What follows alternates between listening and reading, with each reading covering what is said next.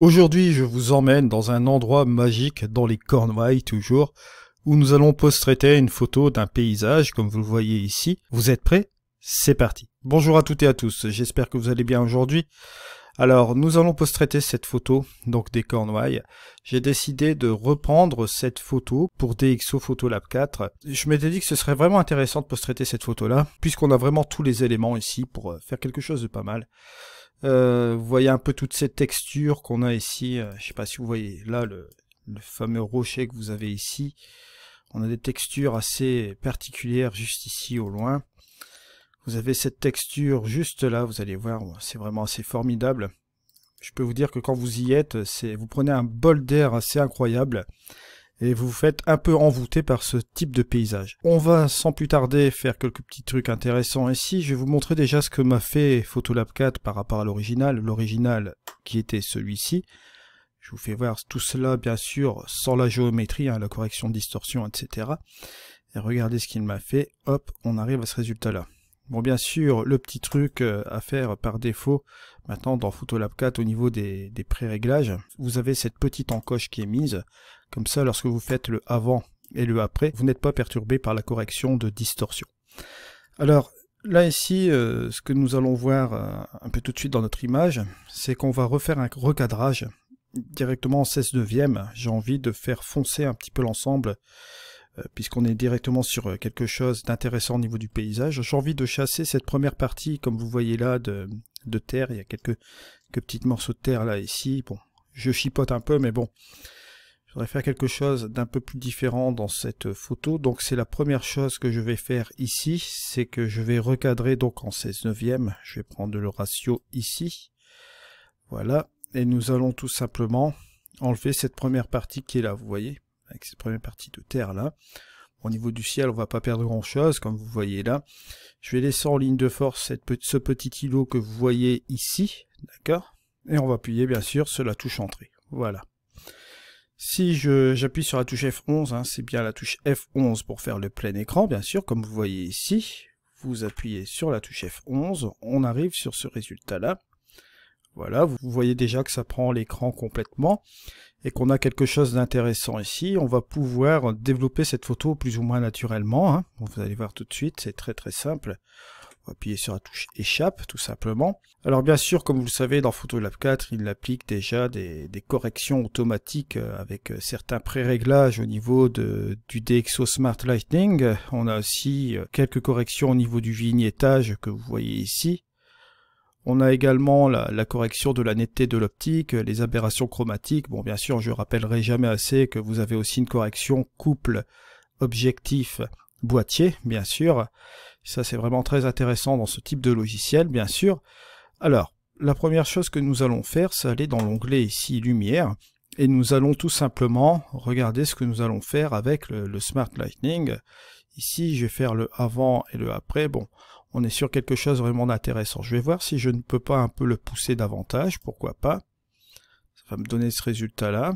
On va dire que c'est pas trop mal. Si je pousse encore plus, on peut dire que bon là, c'est intéressant. Bon, on a une perte quand même de contraste. Donc moi, ce que je vais faire, c'est que je vais laisser quand même en léger, juste comme ceci. Et je vais revenir sur une tonalité sélective, pour une correction de tonalité sélective, tout simplement comme ceci, en débouchant un peu mes ombres, tout simplement, pas trop, à 25, voilà. Et je vais tout simplement faire de même un petit peu avec mes tons clairs, faire un rééquilibrage entre les deux. De toute façon, ici, on a quelque chose d'intéressant au niveau de l'histogramme. On peut voir qu'il nous reste une petite limite ici au niveau de l'histogramme, qu'on a une petite marge, et ça va nous permettre de mettre justement le point noir, regardez, le pousser tout simplement sur le bord de l'histogramme, juste comme ceci. Voilà. Si je fais la différence, regardez, avant la tonalité sélective et après, vous voyez, on a rattrapé quelque chose d'assez intéressant. Ensuite, la chose que je vais utiliser aussi, c'est simplement Clearview. Clearview qui va me permettre d'enlever la pollution atmosphérique à l'origine, mais là je vais l'utiliser, on va dire, de manière un petit peu plus créative. Vous savez très bien qu'avec Clearview, en un clic, voilà, on ressort vraiment tous les détails, comme vous voyez ici. Je vais peut-être pas exagérer non plus et le mettre à 50, je vais revenir quand même un peu en arrière, tout simplement, peut-être essayer à une vingtaine, voilà, juste comme ceci. Si je fais la petite différence, regardez, entre le avant et le après, on a quelque chose de doux qui est vraiment pas trop mal avec cette image. Maintenant, si on fait une petite comparaison, regardez, entre le avant ici et le après, c'est vrai que là, on commence déjà à rattraper quelques détails assez intéressants. Voilà. Alors, la chose que nous allons faire ici tout de suite, on va s'amuser à rajouter des ajustements locaux, mais avant toute chose, ce que je voudrais quand même assez faire, c'est aller dans l'onglet ici couleurs, et je vais faire quelque chose d'assez particulier, c'est qu'au niveau de la balance des blancs, bon, bien sûr, DxO Photolab 4 garde bien sûr la balance des blancs qui a été utilisée directement à la prise de vue avec le boîtier, bien sûr, donc ce que je vais faire, je vais l'utiliser ici de manière un petit peu plus poussée, au niveau de la couleur ici, pour obtenir une colorimétrie, vous le voyez, un peu plus chaude comme ça. Et je vais même un peu pousser la teinte, le curseur de teinte, juste un peu comme ceci, à 8, pour teinter un petit peu cette petite chose, cette petite balance des blancs là, dans une couleur un peu plus chaude. Si vous faites la différence, regardez entre le avant, regardez, et le après. Vous voyez que là, on commence attraper une ambiance vraiment sympa, parce que si je fais ici l'avant et le après, vous voyez, il y a des choses différentes, on a ramené un petit peu de détails, on est sur quelque chose de pas trop mal. La chose maintenant qu'on va faire, c'est vraiment jouer avec des ajustements locaux.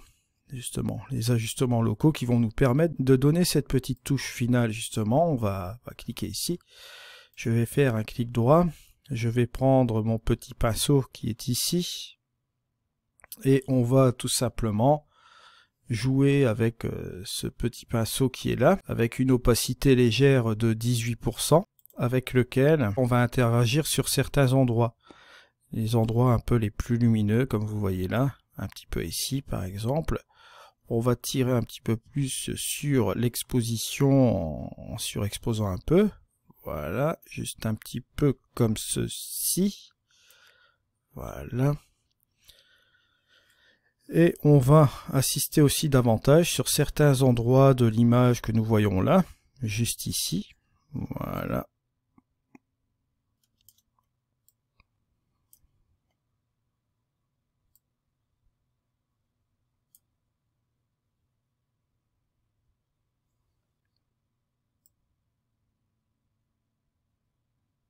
Je vais peut-être accentuer, mais vraiment légèrement, 0,33, voilà. Ce sera quand même plus sympa comme ceci. On va ramener un petit peu de détail sur cette partie-là aussi.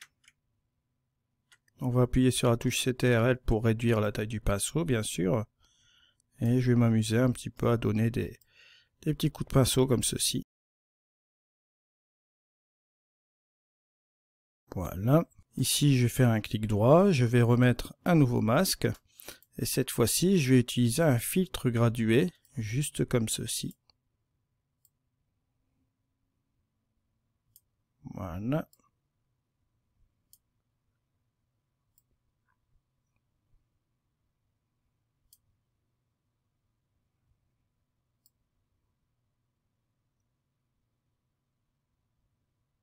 Et je vais baisser légèrement, comme ceci.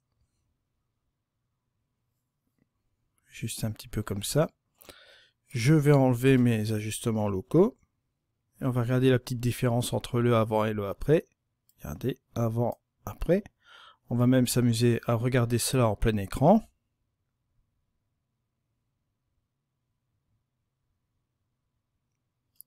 Voilà, juste un petit peu comme ceci. Si vous faites la petite différence, regardez entre le avant et le après.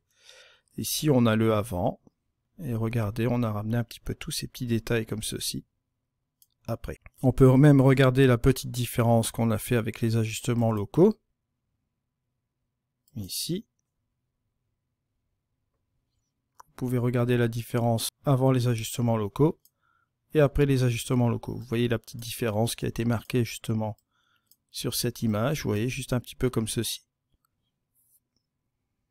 Maintenant, il vous est possible de ramener un petit peu de détail aussi là, pourquoi pas. Toujours avec un nouveau masque, avec un outil pinceau, juste comme ceci. On appuie sur la touche CTRL. Vous voyez la différence entre le avant et le après. Vous voyez la différence dans les ajustements locaux. C'est vraiment léger, hein. Je trouve que le point noir a été un petit peu trop accentué ici sur cette partie-là. Donc je vais un peu le faire ressortir. Voilà, juste un petit peu comme ça. Ce sera un petit peu mieux comme ceci. Si je regarde ma petite différence entre le avant et le après, je constate qu'on a vraiment quelque chose de pas mal. On pourrait très bien aussi donner un petit coup de peps à l'image en lui rajoutant un petit peu de vibrance. Voilà, juste un peu comme ça. Et on pourrait un peu désaturer. Retrouver un équilibre entre les deux, juste un peu comme ceci. Et voici le résultat, regardez, entre le avant et le après. On pourrait terminer aussi avec un petit boost de contraste. Voilà, juste un petit peu comme ceci. Voilà, je vais faire la différence avant le contraste et après le contraste. Vous voyez un petit ajustement léger. Et donc on en arrive un petit peu à ce résultat final